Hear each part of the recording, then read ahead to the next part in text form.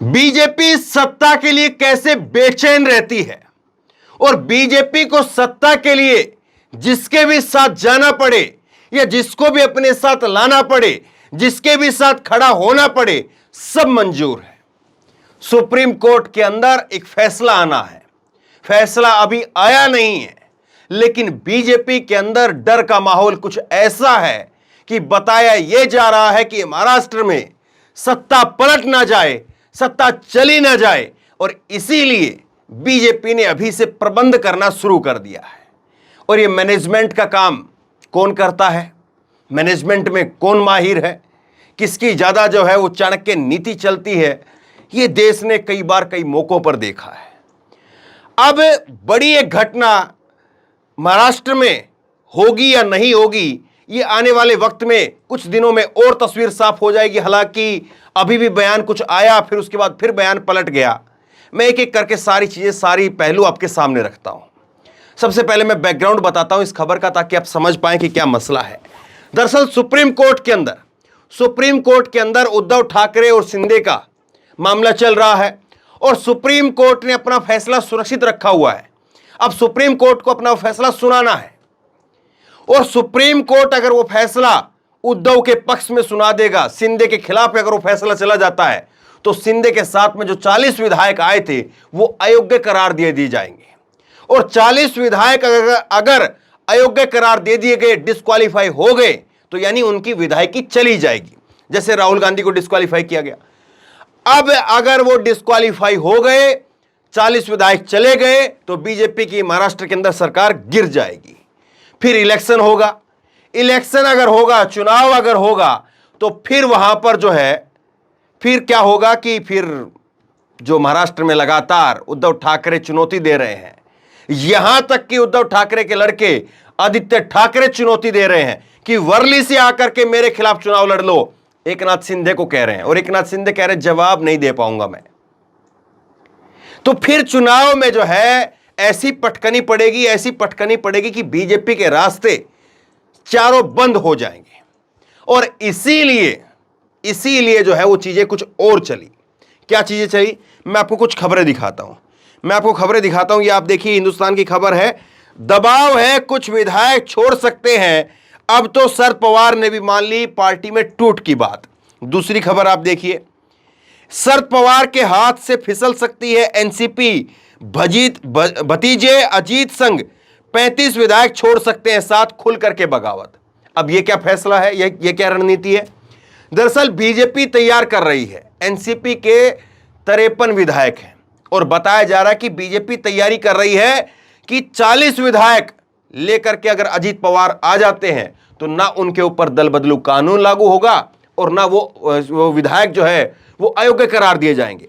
40 विधायक को अगर अजीत पवार लेकर के आ गए तो फिर उसके बाद में अजीत पवार के साथ में बीजेपी सरकार बनाएगी।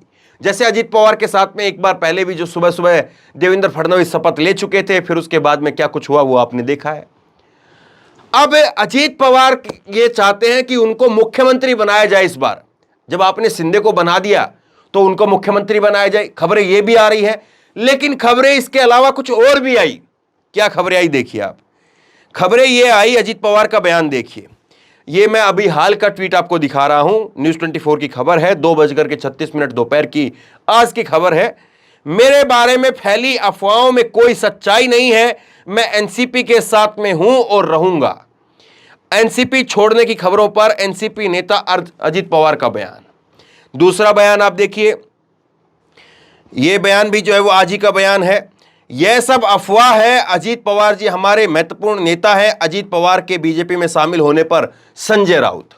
तो संजय राउत कह रहे हैं, यहां पर दूसरे जो नेता है अजीत पवार, वो खुद कह रहे हैं कि मैं बीजेपी के साथ में नहीं जा रहा हूं। लेकिन राजनीति चीज ही ऐसी होती है, कुर्सी चीज ही ऐसी होती है, गद्दी चीज ही ऐसी होती है, व्यक्ति नाना करते प्यार कर बैठता है।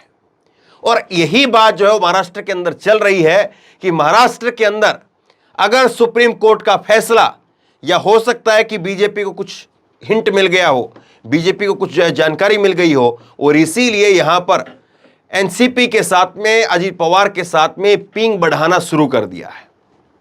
सोचिए जरा कैसे जो है सत्ता में कुछ भी कर लीजिए, कैसे भी कर लीजिए, सत्ता में रहना। और इसी तरह से पहले सुबह सुबह 6 बजे जाकर के शपथ ली गई थी, लेकिन फिर वो मामला उल्टा पड़ गया। शरद पवार जो है वो अजीत पवार को वापस लेकर के चले गए, अपने बेटे, अपने भतीजे को। लेकिन अब क्या होगा? क्या अब वाकई वही होगा जो इन खबरों में आ रहा है? लेकिन अब मैं आपको एक बार फिर से शुरुआत जहां से की थी, हम फिर वह आपको वहीं लेकर के चलता हूं। भगत सिंह कोश्यारी जो कि राज्यपाल उस वक्त में थे, महाराष्ट्र के पूर्व बीजेपी नेता, संघ के नेता रहे, भगत सिंह कोश्यारी के ऊपर सुप्रीम कोर्ट ने बहुत सख्त टिप्पणी की थी। और बीजेपी सुप्रीम कोर्ट की सीजीआई की उसी टिप्पणी से जो है वो डरी हुई है कि अगर सीजीआई ने भगत सिंह कोश्यारी को लेकर के ऐसी टिप्पणी की है तो इसका मतलब फैसला कुछ उलट पड़ सकता है। मैं आपको क्या दिखाता हूं कि क्या जो है वो भगत सिंह कोश्यारी के बारे में सुप्रीम कोर्ट ने तब कहा था।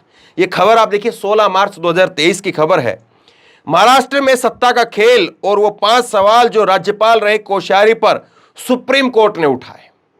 तो सुप्रीम कोर्ट को कैसे सवालों के, सुप्रीम कोर्ट ने जो है भगत सिंह कोश्यारी जो कि राज्यपाल थे उनको कैसे कटघरे में खड़ा कर दिया था। देखिए आप क्या कहा था सुप्रीम कोर्ट ने, बहुत सुनने वाली बात है। गवर्नर इतने भी भोले नहीं हैं।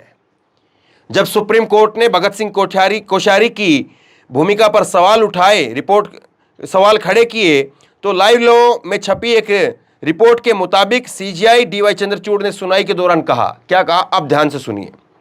उन्होंने कहा कि 3 साल तक कांग्रेस और एनसीपी के साथ में रोटी तोड़ी, मतलब साझे का काम किया। 3 साल बाद की खुशहाल शादी के बाद में रातों रात क्या हो गया?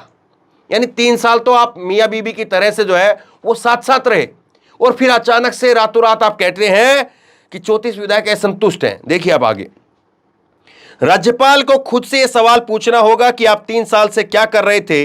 अगर चुनाव के 1 महीने बाद ऐसा होता तो वो बात अलग होती, लेकिन 3 साल तक आप साथ रहते हैं और अचानक एक दिन 34 लोग कहने लगते हैं कि असंतोष है। दरअसल हुआ यह था कि जब शिवसेना के 40 विधायक वो एकनाथ शिंदे के साथ में उड़ गए थे, गुवाहाटी में चले गए थे। असम गुवाहाटी के अंदर बीजेपी की सरकार है जहां पर, और वहीं पर फिर रातों रात जो कैसे देवेंद्र फडणवीस जाकर के मिलते थे।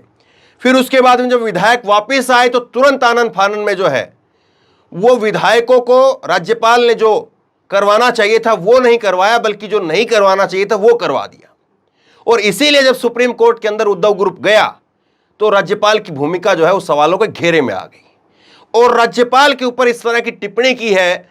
तब बीजेपी को डर लग रहा है कि राज्यपाल को अगर ऐसे खींच करके हड़काया है तो फैसला कुछ उलट पड़ गया तब क्या होगा।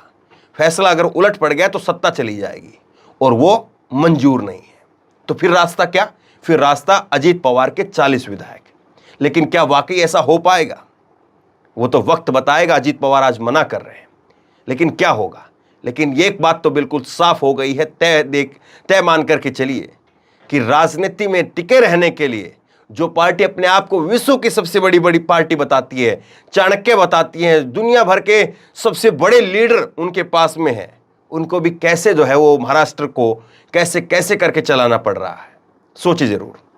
तो बहरहाल शेयर कीजिए इस खबर को, बड़ी खबर है और आसान भाषा में सारे पहलू मैंने आप तक पहुंचाए हैं। शेयर कीजिए इस खबर को। आप क्या सोचते समझते हैं नीचे कमेंट बॉक्स में लिख करके मुझे जरूर बताइए। इसी तरह की तमाम खबरों के लिए ऑनलाइन न्यूज इंडेक्स सब्सक्राइब कीजिए, साथ में जो बेल आइकन है घंटी उसको जरूर दबाइए, ताकि जैसे कोई खबर अपलोड करें उसकी नोटिफिकेशन सीधे सबसे पहले आपको मिल सके। धन्यवाद। इस खबर को अभी लाइक करें, शेयर करें, अभी चैनल को सब्सक्राइब करें और घंटी जरूर दबाएं।